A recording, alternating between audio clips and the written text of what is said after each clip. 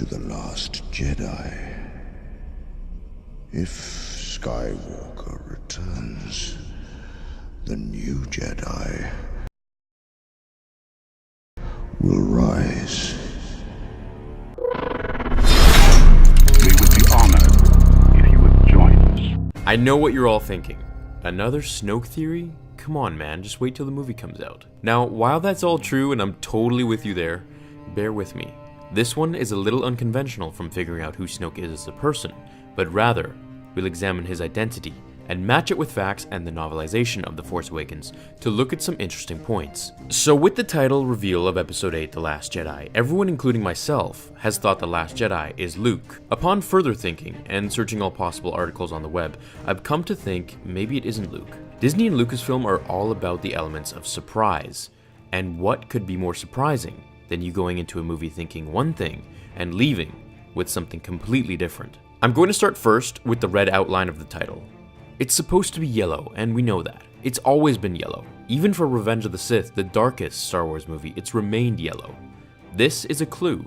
It means Episode 8, just like Episode 5, the second installment of each trilogy, will be very dark and favor the Sith, or the dark side in this case. The Last Jedi could be perceived as Luke or Rey, or perhaps it's plural and it means a few Jedi. However, let's analyze a few things first. What's the biggest cliffhanger from Episode 7, besides Luke literally standing at the edge of a cliff before the credit scene? Snoke. Everyone is dying to know who Snoke is, hence all the theory videos and discussion about him. Is he Darth Plagueis? Is he Darth Maul? Is he someone completely different? Is he just himself? This leads us to our next point.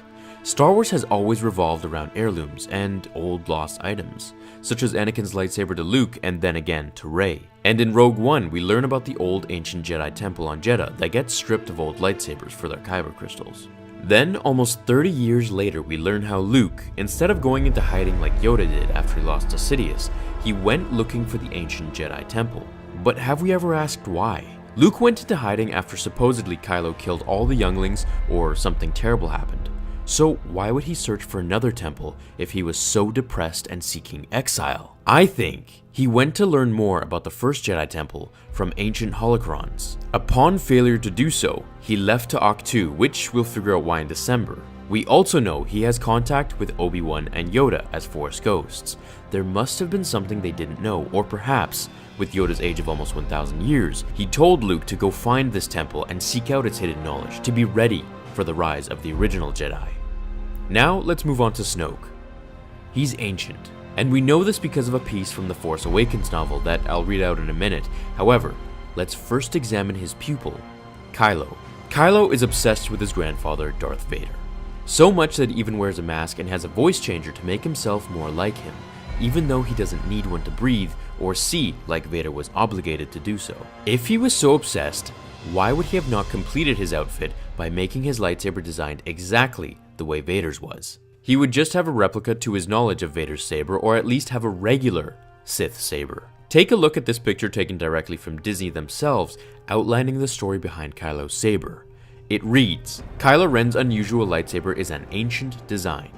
Although the one he carries is recently constructed, the crossguard blades are raw power vented from the primary central blade. What we can gather from this is that this saber was created recently, yet it follows the schematics and blueprints of an ancient design, a design from the Old Republic thousands of years ago possibly. We should note that there were no Sith back in the day. You were either a Jedi or a fallen Jedi, and when the fallen Jedi landed on Korriban, the Sith planet, the Sith were assimilated into fallen Jedi ways. Since the Jedi ruled the galaxy for 1,000 years before Darth Maul and Palpatine showed up, that would make Snoke a Jedi if he was one, a fallen Jedi, and the last of them. The lightsaber design was most likely given to Kylo by Snoke, who is very old. Here's that piece from the novel, and I'm going to animate the voice so you can feel it more in Snoke's persona. The scene takes place in The Force Awakens where Snoke speaks to Kylo. Kylo Ren, I watched the Galactic Empire rise and then fall. The gullible prattle on about the triumph of truth and justice, of individualism and free will, as if such things were solid and real instead of simple, subjective judgments. The historians have it all wrong.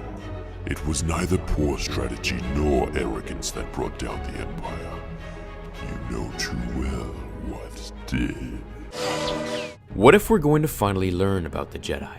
The first real Jedi. The ancient Jedi, and now, the last Jedi left, Snoke. I think Snoke and the Knights of Ren pose as a return to the Old Republic, or at least the old ways of the Jedi not seen for thousands of years. Remember, Star Wars titles can be confusing. Such as Episode 6, The Return of the Jedi, I like to think it's about the return of Anakin at the end. And seeing as how Lucas always said the movies are about Anakin, that would make sense. What do you all think? Another theory to toss into the bin, or does this one actually prove to be somewhat valid? I think it covers a different side of things and gives us something to really think about until more plots are revealed. Thank you so much for watching, and if you enjoyed the theory and found it entertaining, do hit like to support the channel. Thanks again, everyone. I'll see you all in tomorrow's episode of Star Wars Theory. Until then, my fellow Jedi and Sith friends, remember, The Force will be with you always.